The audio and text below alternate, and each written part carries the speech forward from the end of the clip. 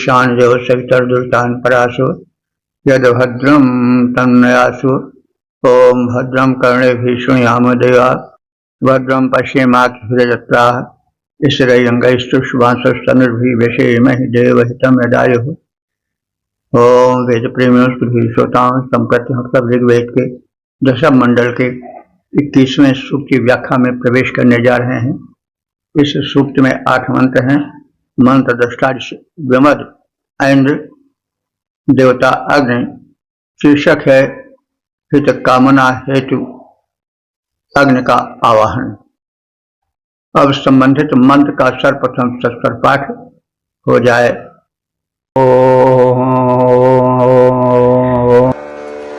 आग्निन्नस्वरक्तभरहोतारन्वावृणीमहे यज्ञायस्तेर्नपरर्षय विभोमदे क्षीरम्बा अपकशोऽतिशं विभक्षसे। इस प्रथम मंत्र में यज्ञ में महान अग्नि का आवाहन, वे आए और शुभ हेतु प्रेरणा भरें। तो यह ऋग्वेद कालीन पूजा पद्धति है। अग्नि का प्रज्वलन होता था, आहुति डाली जाती थी और उसके साथ साथ इष्ट देव का अथवा जिस देवता के पूजन की इच्छा होती थी उसका आवाहन होता था। तो इसमें अग्निदेव का आवाहन है और उनसे प्रार्थना है कि वे शुभ हेतु प्रेरणा भरें।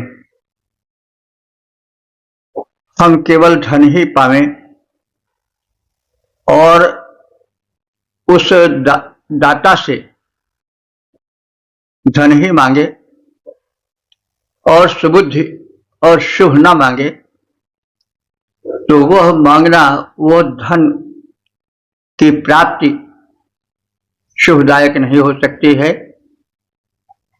वह कष्टकर भी हो सकती है, विनष्ट भी हो सकती है शीघ्रातिशीघ्र। और कोई वस्तु जो प्रिय होती है वो जब नष्ट होती है तो बड़ा कष्ट होता है। तो ऋषि अग्निदेव का आवाहन करता है, साथ साथ वो कहता है कि सक्षम अग्निदेव हमें शुभ कर्मों के हेतु प्रेरणा भरें। अग्नि, हे अग्निदेव, स्त्रीणम बशिषे यज्ञाय। स्त्रीण माने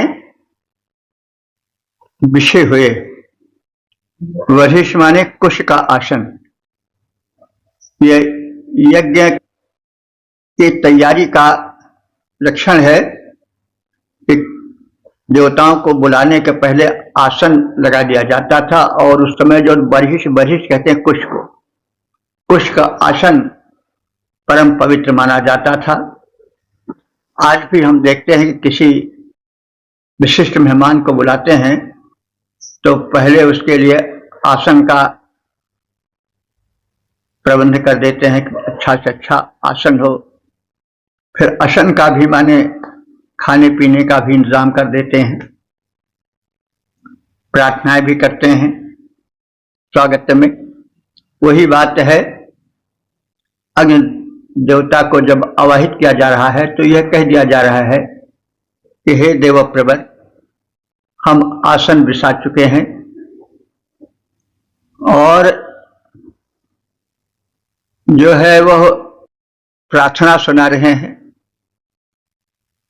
तुम आओ, विराजमान हो जाओ, तुम प्रकाशमान हो, महान हो, पवित्र करने वाले हो, सर्वव्यापक हो, आदि आदि रूप में प्रार्थना की जाती है। शिष्टाचार है। तो वेद हमें शिष्टाचार भी सिखाता है कि जिसको आप बुला रहे हो उसके लिए अच्छा से अच्छा आसन बिछाओ, खाने पीने के लिए वस्तुएं प्रस्तुत करो और कुछ स्वागत में प्रार्थना भरे बोल भी बोलो। तो अग्नि, हे हित में आगे रहने वाले अग्निदेव, अस्तीर्ण बर्हिषे, बर्हिष माने कुश का आसन हम लोग बिछा चुके हैं। तो वयम, हम सब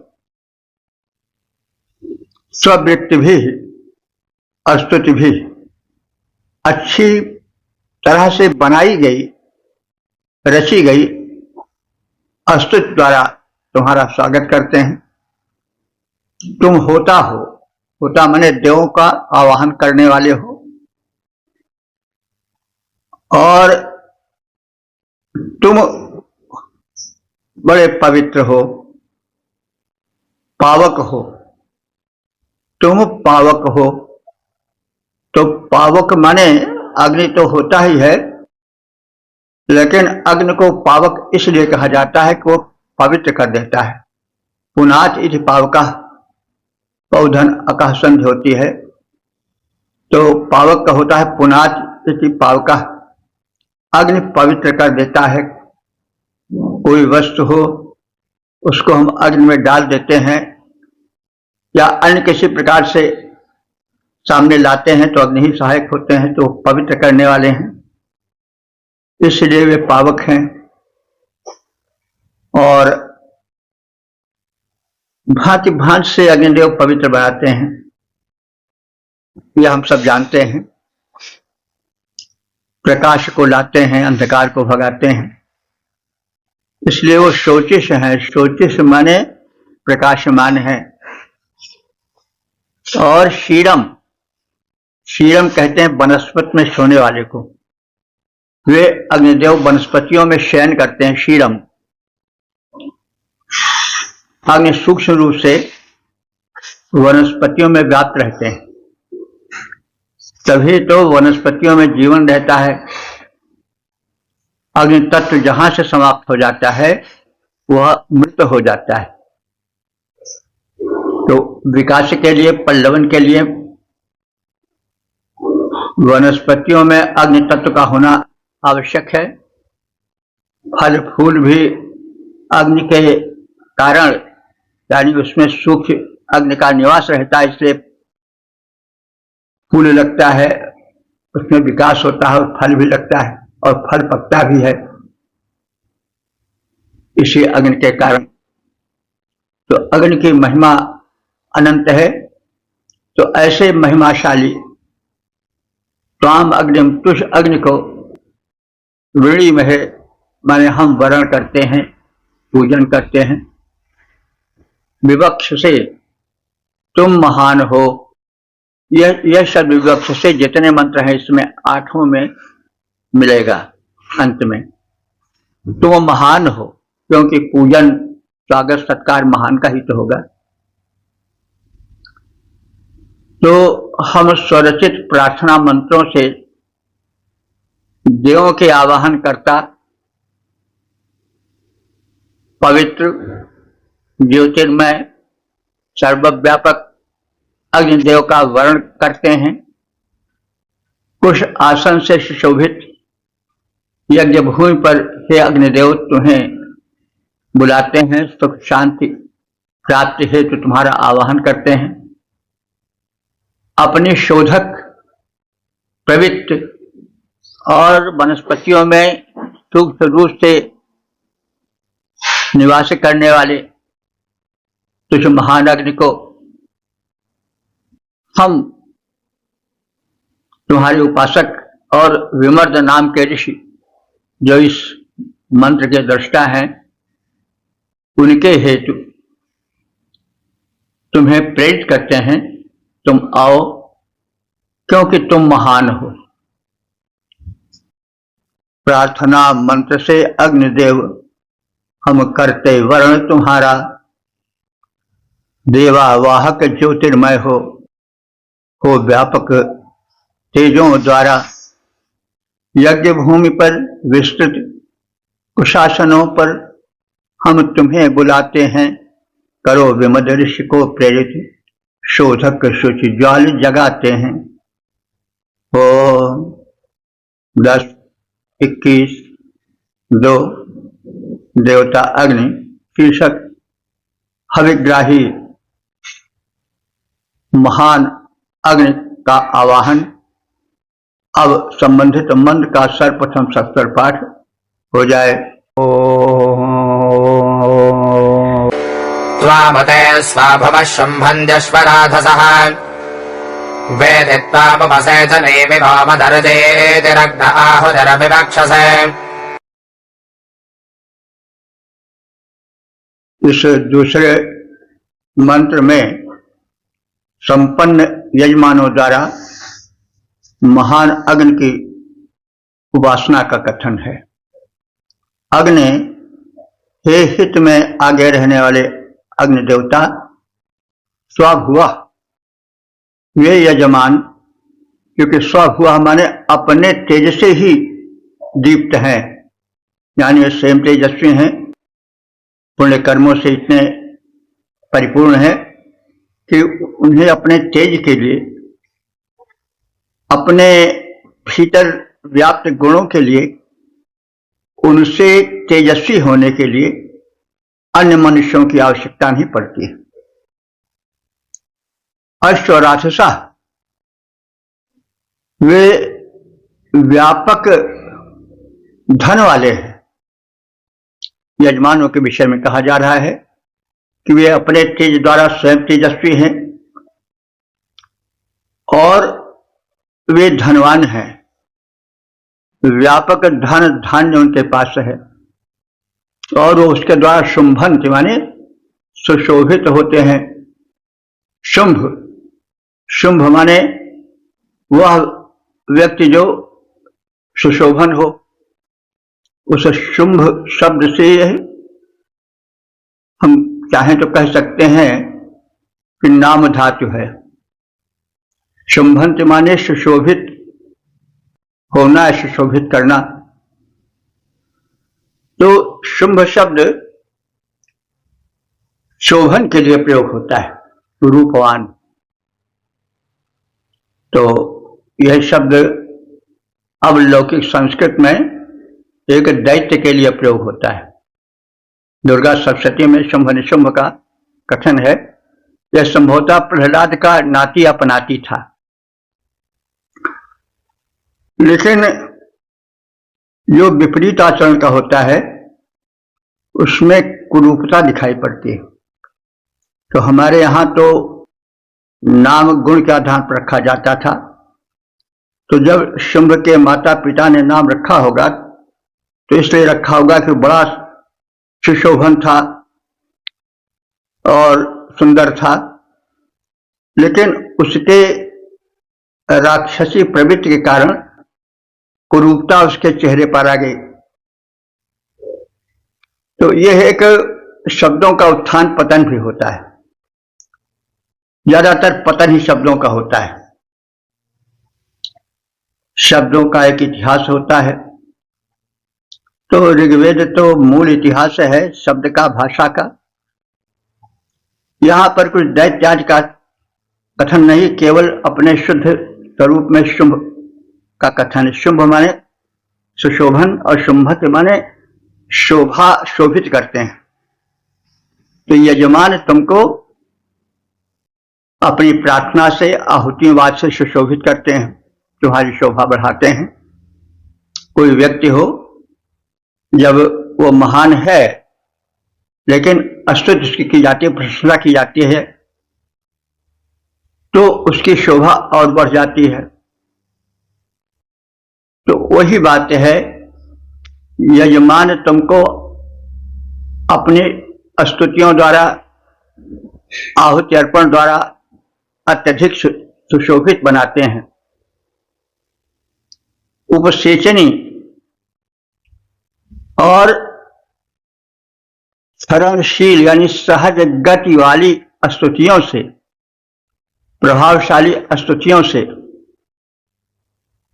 तुम्हें प्रभावित करते हैं, प्रसन्न करते हैं। और आहुति ही त्वाम वेति, और आहुतियां जिसे तुम चाहते हो उसे तुम्हें प्रदान करते हैं, और उनकी स्तुतियां त्वाम वेति तुम्हारे पास जाती हैं, यानी तुम्हें लक्षित करके कही गई स्तुतियां तुम्हें स्वीकृत होती हैं, तुम्हें प्राप्त होती हैं, क्योंकि वो तुम्हारे निकट जाती हैं, निकट से तुम्हारी प्रशंसा करती हैं। तुम विवक्षसे, हे अग्निदेव तुम महान हो, तो महान की ही तो स्तुति होती है। यह शब्द तुम विवक्षसे लगभग सभी मंत्रों में है। अंत में हे अग्निदेव तेजस्वी, व्यापक, धनवान, यजमान, तुम्हें शोभायमान करते हैं। हे अग्निदेव सहज गति से डाली जाने वाली आहुतियां, स्तुतियां जो सहज रूप से तुम्हें प्रशंसित करती हैं, तुम्हारे पास जाती हैं, तुम्हें लक्षित करके कही जाती हैं, वे तुम्हारी शोभा बढ़ाती हैं, तुम्हें स्तुतित्व करती हैं, क्योंकि तुम महान हो। अग्नि देवता तुझे सुशोभित करते हैं, यजमान तुझे प्रदीप्त को भक्ति भाव से करते हव्य प्रदान, आहुतियों से सहज रूप से होते तृप्त सुजान, हवि सेवन कर महिमा मंडित होते अग्नि महान। ओ 10, 21, 3 देवता अग्नि शीर्षक महान अग्निदेव। अब संबंधित मंत्र का सर्वप्रथम सस्वर पाठ हो जाए।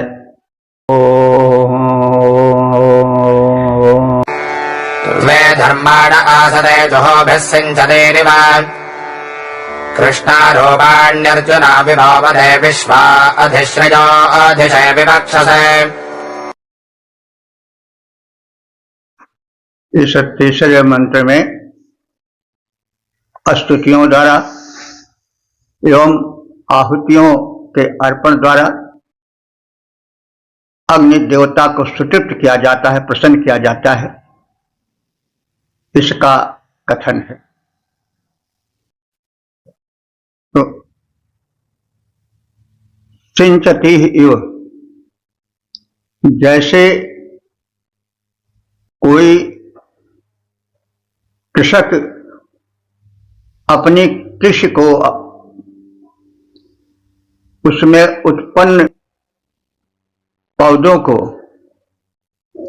सींच करके तृप्त कर देता है, वैसे हमारी स्तुतियां तुमको सुतृप्त करने की चेष्टा करती हैं। धर्माणा जुहुभी ते आसते, धर्माणा माने यज्ञ के धारक। हे अग्निदेवता तुम धर्माणा माने यज्ञ के धारक हो। अग्नि के माध्यम से ही यज्ञ होता था। उस समय की पूजा पद्धति थी कि यज्ञ वेदी में अग्नि प्रज्वलित किया जाता था, आहुति डाली जाती थी, प्रार्थना की जाती थी और देवों का आवाहन किया जाता था। यह पूजा पद्धति है। तो पूजा पद्धतियां अपने युग में धर्म में अलग अलग होती हैं, लेकिन भारत में तो जितनी पूजा पद्धतियां हैं वे सब अग्नि से आज भी हैं। कोई यज्ञ वेदी न बनाई जाती हो, कभी कभी बनाई भी जाती है, लेकिन प्रत्येक शुभ कर्म में आरती तो होती ही है, दीप प्रज्वलन तो होता ही है। तो बिना अग्नि देवता के कोई शुभ कर्म पूरी नहीं होता है। तो इसलिए भक्तगण तुमको वैसे ही सींचते हैं, तृप्त करते हैं, जैसे कृषक गण अपने कृषि का विधिवत जल से सिंचन करते हैं। तो मदे माने आनंद के लिए, तो देवों के आनंद के लिए तुम प्रज्वलित किए जाते हो। और प्रज्वलन के पश्चात कृष्ण अर्जुना रूपाणी, कृष्ण माने श्यामल वर्ण की, अर्जुना माने श्वेत वर्ण की, रूपमाएं माने ज्वाला रूप, अग्नि तुम्हारा रूप, दिव्य रूप दिखाई पड़ता है। विश्वाह श्रिया, विश्वाह माने समस्त, श्रिया माने शोभा। उस समय तुम संपूर्ण शोभा को धारण किए रहते हो। धिशे, धिशे माने धारण करते हुए दिख पड़ते हो, यानी जब ज्वालाएं उठती हैं तो उसमें श्याम वर्ण भी धूम के रूप में थोड़ा सा रहता है, और उसमें श्वेत रूप भी रहता है, और कुछ जो है वो अरुण वर्ण भी रहता है। और इस प्रकार से प्रज्वलित ज्वालाएं आकर्षित करती हैं।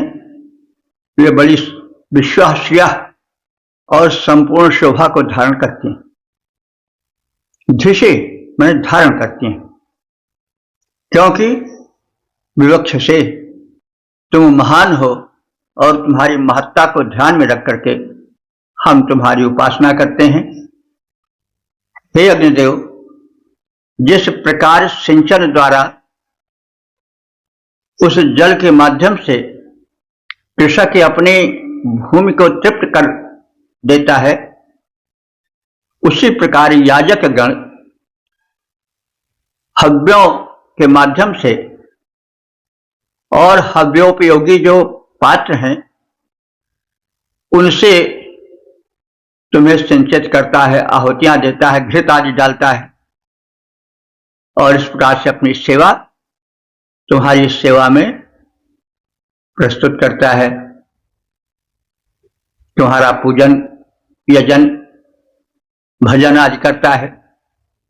तुम कृष्ण और शुक्ल वर्ण की आभा धारण करते हो, और तुम्हारी ज्वालाएं संपूर्ण श्री शोभा को धारण करने वाली बन जाती हैं।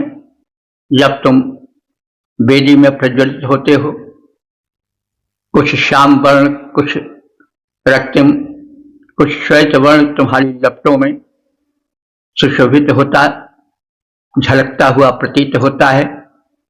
हे अग्निदेव, तुम महान हो, पूज्य हो।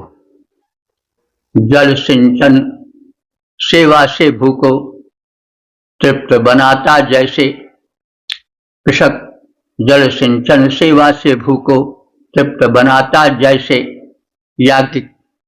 याज्ञिक यज्ञ पात्र से तुमको तृप्त बनाते, वैसे देवों को करते प्रसन्न। तो कृष्ण शुक्ल ज्वालाएं श्रीधारक पावक तुम्हें महान बनाए। ओम 10-21 4 देवता अग्नि शीर्षक धन हेतु प्रार्थना। अब संबंधित मंत्र का सर्वप्रथम सस्वर पाठ हो जाए। यमग्ने मन्यसे रजं सहसा वन्नमर्त्या समानो वाजसा तदेवि भावदे दिक्तेश चित्रमाभरा विरक्षसे। इस चौथे मंत्र में यह कथित है कि अग्नि देवता हमें धन धान से संपन्न करें, ताकि याज्ञिक शुभ कर्म बाधित न हो, निरंतर चलता रहे। धन की परम आवश्यकता होती है, क्योंकि जितने शुभ कर्म हैं वे धन से ही विधिवत संपन्न हो सकते हैं। दरिद्र तो अपना ही पेट नहीं भर सकता, दूसरे का क्या भरेगा। तो इसलिए ऋग्वेद में धन की कामना की गई है, लेकिन धन दान के लिए किया गया है। धन तिजोरी में बंद करने के लिए, कैद करने के लिए नहीं, बल्कि दान के लिए किया गया है। तो इस भावना से ऋषि धन धान्य की याचना समर्थ देवता अग्नि से करता है। अग्नि, हे हित में आगे रहने वाले अग्निदेव, सहसावन तुम बलशाली हो और यम रईम जिस धन को तुम चित्रम माने आश्चर्य उत्पन्न करने वाला विचित्र मानते हो, मन से माने मानते हो, ना बाजसाते उस धन को हम सबके बाजसाते माने बल और अन्न की वृद्धि के लिए, और मदे माने आनंद के लिए, प्रसन्नता के लिए, यज्ञेश आभर यज्ञों में लाओ, भरपूर लाओ। मद माने आनंद होता है, और ऋग्वेद में आप सुनते आए होंगे कि मद आनंद के लिए होता है। बाद में वो मद जो है वो घमंड के लिए या मदिरा के लिए प्रयुक्त होने लगा, क्योंकि मदिरा में जो मद पाई होते हैं वो झूम उठते हैं। अब इसलिए वो धीरे धीरे उसके लिए प्रयुक्त होने लगा। जब व्यक्ति घमंड करता है तो भी उस घमंड में इसको बड़ा आनंद आता है, मैं ऐसा करूंगा वैसा करूंगा, कोई मेरा क्या कर सकता है, तो ऐसा कहने में उसको आनंद आता है। तो इसलिए उस घमंड को भी, चाहे जिसका घमंड हो, तो उसमें आनंद आता। फिर धीरे धीरे उस परमानंद के आधार पर सामान्य आनंद को भी मद से जोड़ दिया गया। यद्यपि मद उच्च कोटि के आनंद के लिए ऋग्वेद में प्रयुक्त है। तो इसी संदर्भ में कहा जा रहा है कि हे अग्निदेव नह बाजसाते, हमारे बल और अन्न वृद्धि के लिए। तो बाज माने देखिए अन्न भी होता है, बाज माने बल भी होता है, तो दोनों का हम हाथ ले सकते हैं। हम सब उपासकों के बाजसाते बल वृद्धि के लिए अथवा अन्न वृद्धि के लिए, मदे आनंद प्राप्ति के लिए, यज्ञेश्वाभर यज्ञों में ला करके भर दो। हे बलशाली अमर अग्निदेव, तुम जिस धन को उत्तम समझते हो, उस विचित्र धन को अन्न लाभ के लिए, बल प्राप्ति के लिए हमारे निमित्त लाओ और भरपूर लाओ। समस्त देवताओं की प्रसन्नता के लिए, तृप्ति के लिए यज्ञ में भरपूर धन लाकर दे जाओ, क्योंकि तुम महान हो। हे बलशाली अमर अग्नि देवता हमारे, हे बलशाली अमर अग्नि देवता हमारे, हमें यज्ञ में दे जाओ धन वैभव सारे, जिस धन से हम देव शक्ति अनुकूल बनाए, वह धन तुमसे अग्नि देवता हम सब पाए। ओम 10, 21, 5 देवता अग्नि शीर्षक महान सुखद अग्नि। अब संबंधित मंत्र का सर्वप्रथम 70 पाठ हो जाए। अग्निर्जातो अथर्वणा विदद्विश्वानि काव्या भवद्गौरो विवस्वतो विगोमदे प्रियो यमस्य काम्यो विवक्षसे। इस 5वें मंत्र में यह कहा गया है कि यज्ञ देवता महान है, याज्ञ क्रिया को संपूर्ण करने के प्रमुख साधन हैं, लेकिन इस याज्ञिक प्रक्रिया के अग्नि के माध्यम से देव पूजन की प्रक्रिया को, वैज्ञानिक प्रक्रिया को सर्वप्रथम अथर्वा नाम के ऋषि ने प्रचलित किया। क्योंकि कोई वस्तु कुछ समय पहले अज्ञात रहती है, बाद में कुछ महान व्यक्ति, चिंतक व्यक्ति उसकी उपयोगिता आप पहचानते हैं और उसे व्यवहार रूप में लाते हैं। वैसे यज्ञ क्रिया, यज्ञ आदि के करने से क्या लाभ होता है और उसको यज्ञ रूप दे करके अग्नि के माध्यम से आहुतियां आदि देने की प्रक्रिया को, इसकी वैज्ञानिकता को सबसे प्रथम जो है वे लाए, धरती पर प्रचलित किए, जिनको अथर्वा कहा जाता है। अथर्वा एक ऋषि है और अथर्व वेद जो है, कुछ लोगों का कहना है कि अथर्वा ऋषि के कारण ही अथर्ववेद का नाम अथर्ववेद पड़ा। एक मत है। तो अथर्व ऋषि एक बहुत बड़े मंत्र दृष्टा ऋषि थे। अथर्ववेद में इनके मंत्र बहुत अधिक हैं और इनके मंत्रों में लौकिक जीवन की उपयोगिता का अधिक कथन है। सांसारिक सुख, सौभाग्य, विघ्न बाधाएं कैसे दूर हों, इस पर इनका विशेष चिंतन है और अथर्ववेद में इनके द्वारा देखे गए मंत्रों का आधिक्य है। तो अथर्वा अग्नि जाता, अथर्वा ऋषि द्वारा सर्वप्रथम अग्नि का जन्म हुआ। इसका मतलब हुआ कि याज्ञिक प्रक्रिया जो कि अग्नि के माध्यम से संपन्न होती है, उसकी वैज्ञानिकता का शोध सर्वप्रथम अथर्वा ऋषि ने किया। विश्वानि माने संपूर्ण, काव्या विदद स्तोत्रों को, प्रार्थना के आशयों को हे अग्निदेव तुम जानते हो। काम्य माने वांछित फल को प्रदान करने वाले हो। वह माने तुम्हारे भव्य भावों को और तुम्हारे द्वारा प्रदत्त आनंद को तुम्हारे भक्त जानते हैं। देवानाम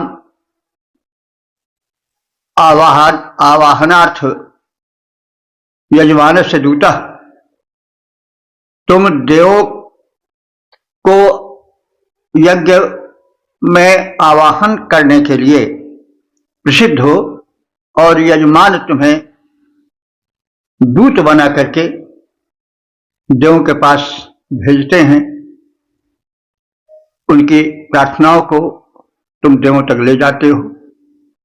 इन सब कारणों से महान असी तुम महान हो।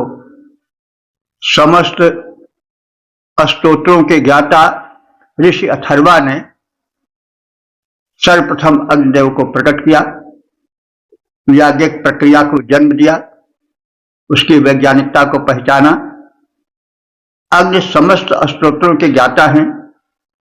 अग्नि देव, तुम देवों को बुलाते हो और एतदर्थ यजमान के दूत बन जाते हो।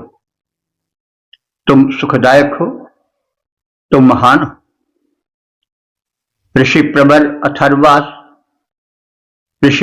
अथर्वा सारे स्तोत्रों के ज्ञाता, या उन्होंने प्रकट अग्नि को जो सुखदाता, देवावाहक बनकर यजमानों के दूत बन जाते। तुम महान हो अग्नि देवता, सुख बरसाते। ओम 10:21 देवता अग्नि शीर्षक अग्नि की श्रेष्ठता का कथन। अब संबंधित मंत्र का सर्वप्रथम सस्वर पाठ हो जाए। ओम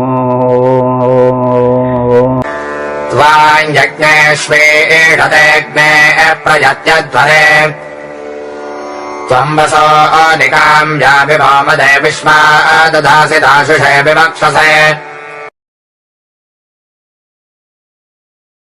इस छठे मंत्र में अग्निदेव की महत्ता, अग्नि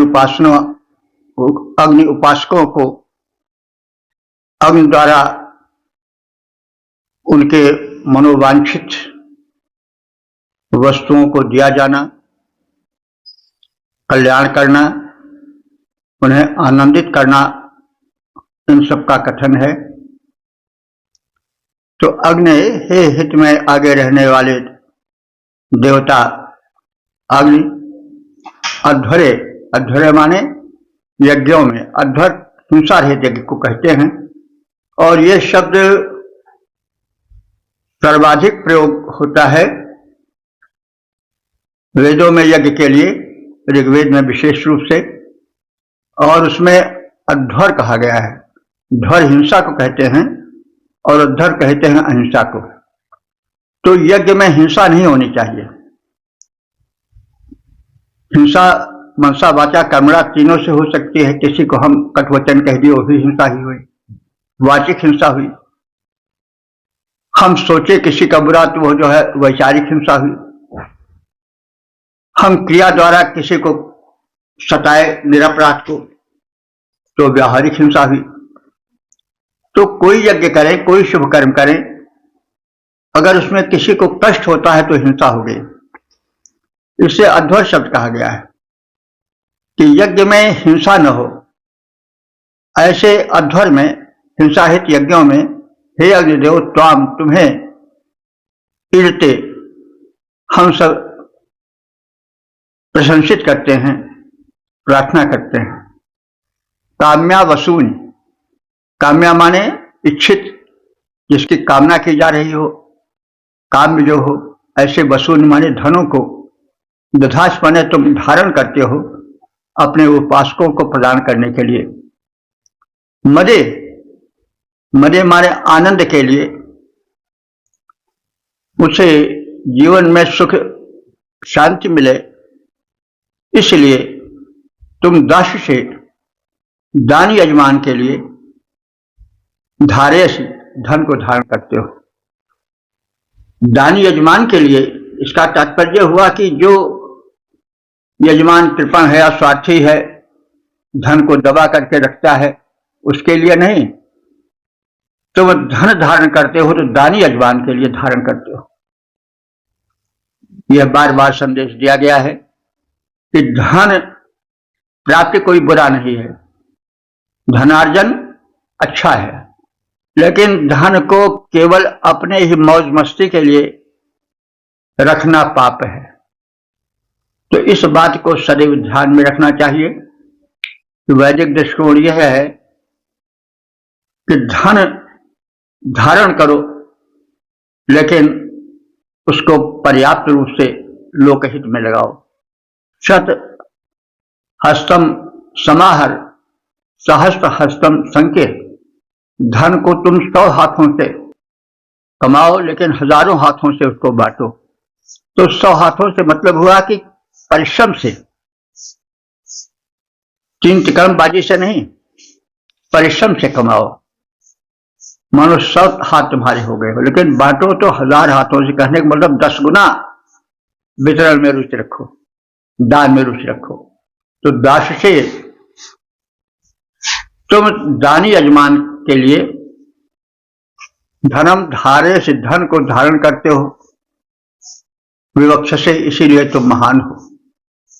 हे अग्निदेव, यज्ञ का आरंभ होने पर याजक और यजमान तुम्हारी स्तुति करते हैं। तुम हविदाता, विमद ऋषि अथवा मदहीन व्यक्ति के लिए, अहंकारहीन व्यक्ति के लिए, दानी यजमान के लिए, उसके आनंद के लिए और कल्याण के लिए समस्त वैभवों को धारण करते हो, इसलिए तुम महान हो। सकारात्मक प्रदान तुम्हारा रहता है, इसलिए तुम महान हो। होते ही प्रारंभ यज्ञ का याजक यजमान करते हैं, हे अग्नि देवता तेरा स्तुति गान।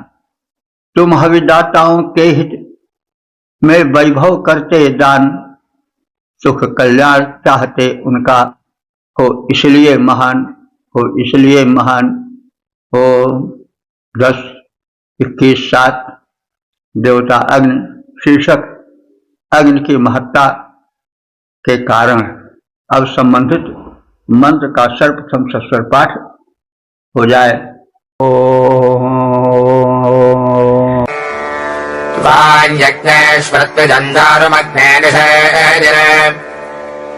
घृतप्रदेकम् मनुषापि वामदे शुक्रम् ज्येष्ठभक्षभरविवक्षसे। इस सातवें मंत्र में यह कथित है कि अग्निदेव महान है क्योंकि वह मनोरथों के पूरक हैं और हितकारी हैं, अष्टपूज्य हैं। अग्नि हे हित में आगे रहने वाले देववर्ज अग्नि, यज्ञेषु यज्ञों में घृत प्रतीकम घृत से प्रदीप्त तेजस्वी, शुक्रम शुक्र माने शुक्ल वर्ण के, चेतिष्ठम माने अत्यंत ज्ञानी, त्वाम मनुष्य वह तुझे ऋतुज यजमान लोगों की तृप्ति के लिए स्थापित करते हैं क्योंकि तुम महान हो। विवक्ष से घृत से प्रज्वलित तेजस्वी, ऋतुजों से संबद्ध, समर्थ, सुंदर, परम ज्ञानी अग्नि देवता, ये सब अग्नि देवता के विशेषण हैं। कैसे हैं वो? यज्ञों में घृत प्रतीकम माने घृत से तेजस्वी बनाए जाते हैं, प्रदीप्त होते हैं। और कैसे हैं? सुंदर हैं। और कैसे हैं? शुक्र, शुक्र माने तेजस्वी हैं। और ऐसे को जो चेतिष्ठम माने ज्ञानी यजमान हैं, वे अग्नि को अत्यधिक तेजस्वी बनाने के लिए यज्ञ वेदी में स्थापित करते हैं। ऋतुज वाले जो यज्ञ कराते हैं ऋतु के अनुसार, उनको ऋतुज कहा जाता है। क्योंकि विवक्ष से तुम महान हो, महत्ता मनुष्य को प्रशंसित बनाती है, पूज्य बनाती है। तो ये शब्द जो बार बार हर मंत्र के अंत में आता है, वो बताता है, संदेश देता है कि तुम अगर पूजा पाना चाहते हो, महान बनना चाहते हो, तो फिर अपने को शक्तिशाली बनाओ, अग्निवत तेजस्वी बनाओ और दानी बनाओ। ऐसे महत्ता नहीं मिलती है। तो हे घृत से प्रज्वलित तेजस्वी, ऋतुजों से संबद्ध, समर्थ, सुंदर, परम ज्ञानी अग्नि देवता, तुमको यजमान तृप्ति के लिए यज्ञ में सुप्रतिष्ठित करते हैं ताकि तुम हवि से, घृत से, प्रार्थनाओं से तृप्त हो सको। क्योंकि तुम महान हो और महानों को ही पूजा मिलती है, तो तुम पूज्य हो। तुम्हारी महत्ता तुम्हें अस्तित्व बनाने के लिए, तुम्हें महान बनाने के लिए कारण रूप है। घृत द्वारा प्रज्वलित परम तेजस्वी सुंदर ज्ञानी, घृत द्वारा प्रज्वलित परम तेजस्वी सुंदर ज्ञानी, तुम समर्थ अग्नि देवता और अत्यधिक दानी यज्ञ मध्य स्थापित करते हैं तुमको यजमान, धन आनंद प्रदायक अतिशय तुम हो परम महान। 10:21:8 देवता अग्नि, शीर्षक अग्नि की महत्ता के कारण अब संबंधित मंत्र का सर्वप्रथम सस्वर पाठ हो जाए। अग्ने शुक्रेण शोचिषोर प्रथयसे बृहद अभिक्रन्दन् वृषायसे विभावदे गर्भन् दधासि दाविषु विवक्षसे। इस 8वें मंत्र में, जो कि सूक्त के समापन का मंत्र है, इसमें महान अग्नि की महिमा महान है, वे महान हैं, उनके गुण, उनके धर्म, उनकी सर्वव्यापकता, उनकी शक्तिमत्ता उन्हें महान बनाती है। अग्नि हे मानव मात्र के अथवा जीव मात्र के हित में आगे रहने वाले देवता अग्निदेव, बृहत तुम व्यापक हो। अग्नि सर्वत्र है, जल में, थल में, प्राणी मात्र में, इससे उसको बृहत कहा गया है। तो हे अग्नि, तुम किसी न किसी रूप में सर्वत्र विराजमान हो, व्यापक हो।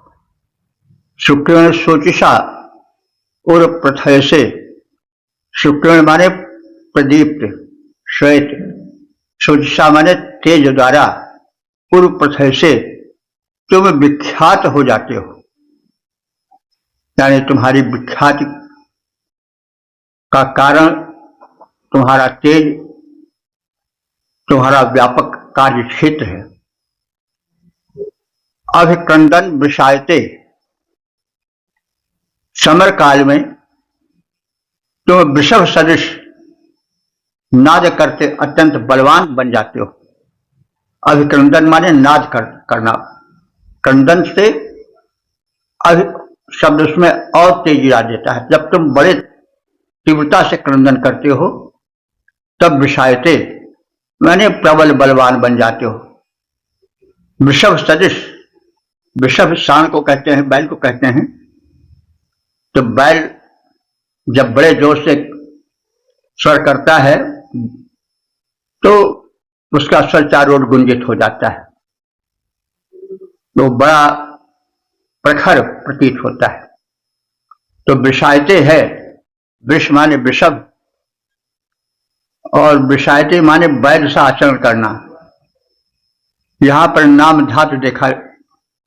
धातु देखी जा सकती है। वृषभ से या वृष से विषायते बना है। वृष माने बैल और विषायते माने बैलवत आचरण करना। बैलवत से मतलब यहाँ बलवान से है। तो बाद में लोग बैल शब्द किसी कह दिया तुम बैल हो तो वो समझता है कि हम मूर्ख हैं, बैल कहीं का, ऐसा लोग कहते हैं। लेकिन यह बाद की उक्ति हुई। प्रत्येक शब्द अपने में इतिहास भी समेटे रहता है। तो ऋग्वेद में कृषि कर्म अधिक नहीं होता था।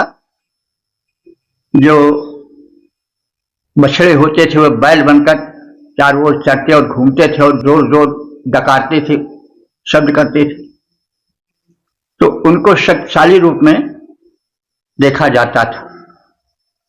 अब ये तो ऐसा हुआ कि बाद में जब से कृषि कर्म किया जाने लगा तो उनको जोता जाता था, खाना कम दिया जाता था। तो कहा भी गया है कि मरी मरी करे बैलवा और बैठे खाए तुरंग। तो अब वो जो एक वर्ग था जो कहता था मौज मस्ती करो और सब मत करो, ज्यादा ले लो, तो उन्होंने बैल को प्रतीक माना कि बैल है। बैल माने मूर्ख, मेहनत तो करता है लेकिन इसका फल दूसरा लेता है। तो ये एक लोक की व्याप्ति को, धारणा को शब्द प्रकट करते हैं और इतिहास को भी अपने में समेटे रहते हैं शब्द। तो ऋग्वेद काल में तो वृषभ को बड़ा ऊंचा माना गया है, बहुत समय तक रहा। लेकिन जो तिकड़मबाजी का जमाना आया तो शब्द पर हावी हो गया बैल, या बैल शब्द और हावी हुआ तिकड़मबाजी से। शून्य व्यक्ति, ये तो बैल है, केवल मेहनत करना जानता है, इसके मेहनत का फल दूसरे लेते हैं, और यह बैल है। यानी इससे तिकड़मबाजी शब्द में आकर प्रविष्ट हो गई युग की मान्यताओं के हिसाब से। इससे प्रत्येक शब्द अपने में एक सभ्यता या युग का जो रूप रंग होता है, युग की जो मान्यता होती है, उसको समेटे रहता है। तो ऋग्वेद तो वृषभ शब्द पूज्य है, लेकिन बाद में जैसा हम कह आए हैं, बैल को मूर्खता का प्रतीक तीन तिकड़मबाजी के युग में होने लगा। इसीलिए तो शब्द बना है कि मरी मरी करे बैलवा और बैठे खाए तुरंग, तो तुरंग चालाकी वाला बन गया और बैल मूर्खता वाला बन, मेहनत करता है लेकिन उसके मेहनत का फल दूसरा लेता है। तो ये शब्द अपने में एक इतिहास भी समेटे होते हैं। तो इसी संदर्भ में कहा जा रहा है विषायते माने ये नाम धातु है, वृष संज्ञा है, उससे विषायते बना है। जैसे हिंदी में नहीं, जूता शब्द जो है वो संज्ञा है, लेकिन जुतियाऊ गब्बे, लतियाऊ गब्बे, तो अब लात और जूता शब्द से बन गया लतियाऊ जुतियाऊ। तो इस नाम धातु का रूप है, ऐसे सभी भाषाओं में होता है, संस्कृत में भी उसी रूप में यहाँ प्रकट हुआ है। तो यहां पर तो मतलब वृषभ का अर्थ, विषायते का अर्थ अच्छे अर्थ में आया है। हे अग्निदेव, तुम विषायते, तुम वृषभवत नाद करते हो। तो कहां जो है वो युद्धों में प्रदीप्त तेज से अत्यंत विख्यात होते हो, और अभिक्रंदन विषायते, समर काल में तुम वृषभवत शब्द करते हो, बड़ा तीव्र शब्द करते हो, नाद करते हो, नादित होते हो। तो इससे संकेत मिलता है कि अग्नास्त्र उस समय में भी थे। जैसे जब गोला, जिसको हम कहते हैं या बम का गोला फेंका जाता है तो बड़े जोर का धड़ाका होता है, तो वह अग्नि ही तो है ना। वो जो विस्फोट होता है, और विस्फोट में बड़ा उच्च स्वर निकलता है, भयंकर शब्द निकलता है, भयानक शब्द निकलता है। तो समर काल में कहा गया है अभिक्रंदन विषायते, समर काल में तुम वृषभ सदृश नाद करते हो। तो युद्ध में उस समय भी हो सकता है ये गोले या बम के गोले की तरह कोई अस्त्र रहा हो जो फेंका जाता रहा हो युद्ध के समय में, क्योंकि जब फटता है बम तो बड़े तेज का धड़ाका होता है।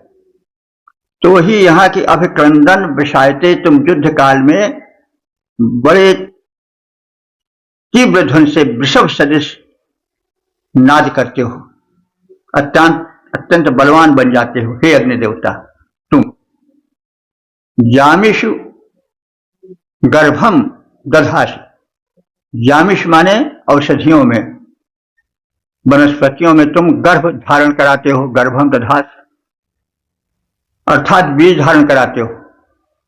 तो वनस्पतियों में बीज कैसे आता है? अग्नि की तेजी से आता है। अग्नि की तेजी से, उसके ताप से वनस्पतियों में फल फूल लगते हैं। तो ही फल फूल लगना जो है गर्भ धारण कराना हुआ। तो अग्नि के माध्यम से ही वनस्पतियों में, औषधियों में फल फूल आता है, और तुम उसमें गर्भ धारण करते हो। गर्भम दधास, तुम गर्भ धारण कराते हो। तो वही गर्भ धारण करना मतलब हुआ फल फूल आना। तो हे अग्निदेव, तुम इतने महान हो कि तुम्हारे कारण ही वनस्पतियों में फल फूल आता है, वही तुम्हारा गर्भ धारण कराना हुआ। तो विवक्षय, इस प्रकार से तुम परम महान हो। हे अग्निदेव, तुम सर्वव्यापी हो, प्रदीप्त तेज के कारण अत्यधिक प्रख्यात हो। तुम समर काल में दर्पित वृषभ तुल्य नाद करते हो, और परम पराक्रमशाली रूप धारण करते हो। औषधियों में तुम बीजोत्पत्ति के कारण बन जाते हो, तुम महान हो, तुम महान हो। सर्वव्याप्त हे अग्निदेव, तेजस्वी अति विख्यात है प्रदीप्त, अति तेज तुम्हारा सारे जग में ज्ञात। औषधियों में बीज बनाते भरते हो आह्लाद, तुम महान हो, शक्ति तुम्हारी सकल भुवन विख्यात। महिमा मंडित अग्नि देवता तुम हो धीरोदात। इस प्रकार से हम सब ने ऋग्वेद के 10वें मंडल के 21वें सूक्त में, जिनमें 8 मंत्रों का संकलन था, उसे समझ सके हैं, संक्षिप्त ज्ञान प्राप्त कर सके हैं। और अब तक ले जितने मंत्र व्याख्यायित हो चुके हैं उनकी संख्या हो चुकी है 9000। यह बड़ी प्रसन्नता का विषय है, भगवत कृपा है। ऋग्वेद भगवान की साक्षात करुणा है। तो अग्नि देवता आप जानते ही हैं कि ऋग्वेद के महान देवता हैं। इंद्र के पश्चात सर्वाधिक सूक्त जिस देवता को प्रदान किए गए हैं, अर्पित किए गए हैं, वे अग्नि देवता ही हैं।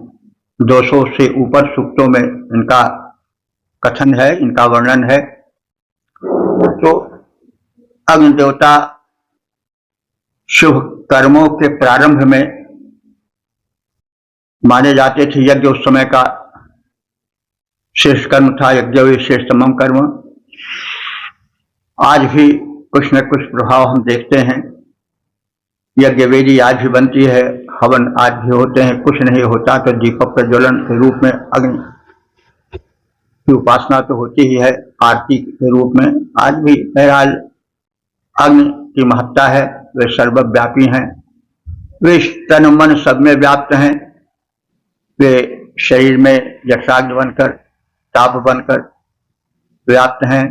फल फूलों वनस्पतियों में वे बीज धारण कराते हैं और वे शुभ कर्म कराते हैं।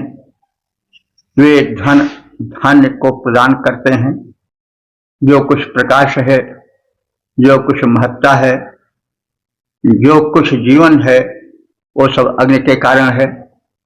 अग्नि न हो तो प्रकाश नहीं रहेगा। अग्नि हमारे नेत्रों में प्रकाश बनकर स्थित हैं, मेघों में विद्युत बनकर, द्युलोक में वे सूर्य के रूप में हैं। तो अग्नि ही जीवनाधार है और अग्नि की उपासना सर्वोत्कृष्ट उपासना है। तो अग्नि की उपासना हमें करनी चाहिए। वेदी में, यज्ञ वेदी में आहुति डाल करके और शरीर में जो जठराग्नि है उसमें शुद्ध अन्न डाल करके हम अग्नि की उपासना करें। उससे हमको जीवन मिलेगा, शक्ति मिलेगी, ऊर्जा मिलेगी। अगर हम अग्नि में गलत आहुति डालते हैं तो क्या होगा, जैसे उसमें बर्गर है या क्या क्या आज लोग कहते हैं, समोसा है, आदि आदि चीजें अग्नि में हम आहुति रूप में अपने जठराग्नि में डालेंगे तो रोग शोक दानों हम पर टूट पड़ेगा, हमारी सुख शांति नष्ट हो जाएगी, हम रोग के घर बन जाएंगे और डॉक्टरों के दरवाजे पर सदैव खड़े खड़े कष्ट उठाएंगे।